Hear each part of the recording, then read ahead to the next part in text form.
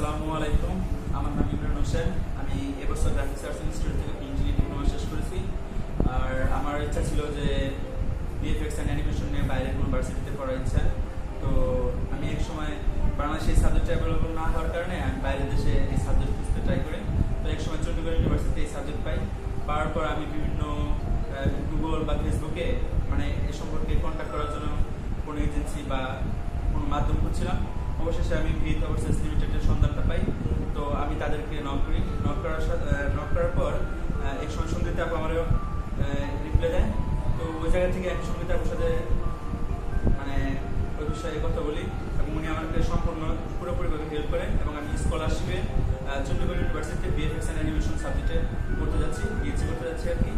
আর almost আমি আমার visa পেয়ে গেছি।